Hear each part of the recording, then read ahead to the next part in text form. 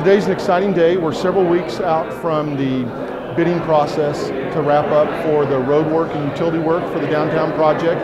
That'll be all the underground improvements from 6th Street to 10th Street, plus the road work, curb, and just the basic sidewalks. Meanwhile, we're about halfway through the conceptual design for all the various pocket parks and art and sculptural and pedestrian spaces. So we're pretty excited about it. We've gotten everybody engaged and are starting to put together some of the designs. We'll be wrapping them up here over the spring so that we have them mostly complete by probably, I'd say, early May.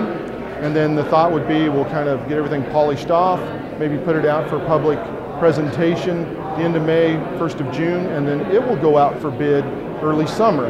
So the scheduling will be that as the road work and utility work starts to wind down towards the end of the summer, then as the fall starts, they'll come in on the sidewalks, start installing all the pocket parks and all the pedestrian spaces, and then kind of wrap it up then late fall.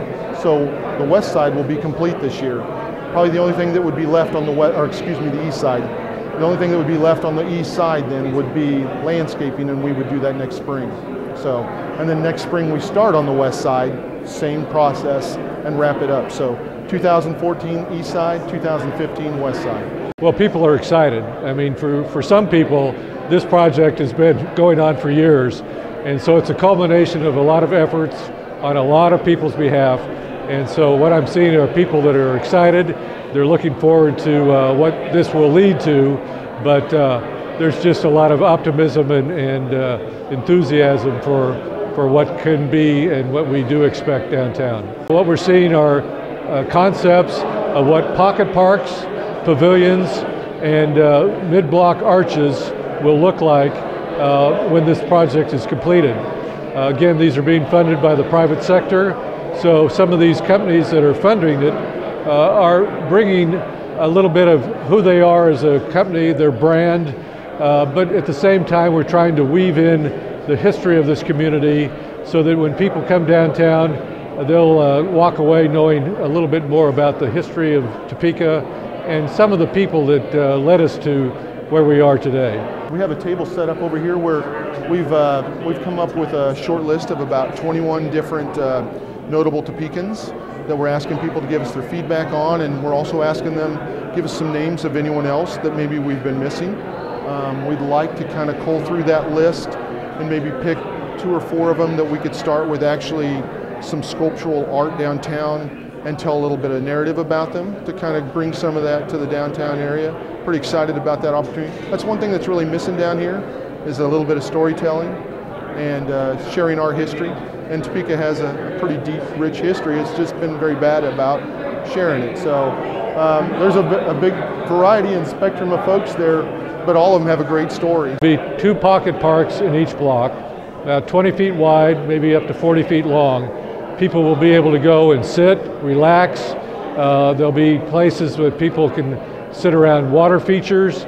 There will be landscaping that people can enjoy, lighting effects, but there will be things that will be different in each block. So as you start at 10th Street and go down to 6th Street, you'll have a different look in each block, and it'll be something that people can look forward to as they walk the avenue. We'll also have a wider sidewalk, which means there'll be outdoor dining, there'll be vendors, there'll be music, there'll be things that people will really enjoy as they come downtown and spend time enjoying what we have for them. You know, folks are going to need to be patient, of course, but I think once we get, into the flow of things and get that first couple weeks of chaos out of the way, we're going to be on the avenue. I'm going to be there all the time.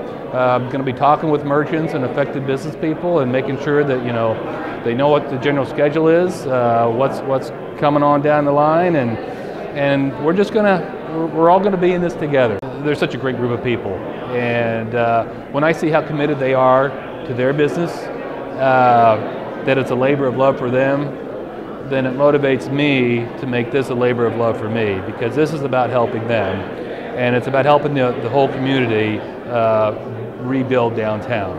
We're going to redo it downtown, as the slogan says. So it's just getting to know these people on a first name basis, understand their concerns, and having the opportunity to help them work through this so that in 2 years' time we can all be proud of what we've accomplished together. That's what I'm excited about. The city wants everyone to know that we are going to try to get as many people downtown during this construction project as possible. We know businesses are still open, things are still happening downtown.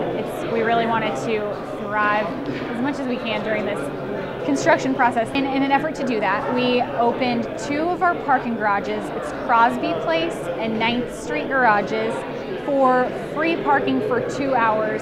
As long as people come down to the avenue and go into downtown Merchant. You go to the register, you get a validation ticket, and it's 2 hours free. So as long as you park in the garage, even if you're there for 3 hours, you can plug in your validation ticket and get 2 hours off that 3-hour bill. So it's a pretty cool new thing. Plus, we want to remind people that we still have metered parking. We have about 284 metered stalls on half of the avenue, the west side that will still be open, and on the side streets. So we still have metered parking, but really take advantage of the parking garage, especially if you've never parked in one of our parking garages. It's kind of a cool, safe, convenient thing to do. If you have any questions about any parking, we have this cool new website that we're directing people to. It's topeka.org/Kansas Avenue Project. It has its own parking tab, so anyone who wants to come down to the avenue or plan ahead can visit that website and click on parking and find everything you need to know. 3 years ago, it wasn't a matter of when, it was a matter of if. Now it's a matter of when. I think that's that speaks volumes. So now you're seeing people want to find a space to get back downtown. People are moving in back down here. We're trying to find, the retailers and restaurants and dining spaces. So I can't wait for 2 years from now when we're there. I think things have changed simply because people realize this project is going to happen, and they've realized that the private sector really does want this, and they've stepped up. And of course, we've raised $2.2 million, exceeding the goal we had of $1.8 million. So it's a reality to a lot of people now that were skeptics originally. But as soon as they start seeing the digging take place, we'll all realize that indeed this project is a reality, and we can't wait for it to happen, and we can't wait for it to end in 2015.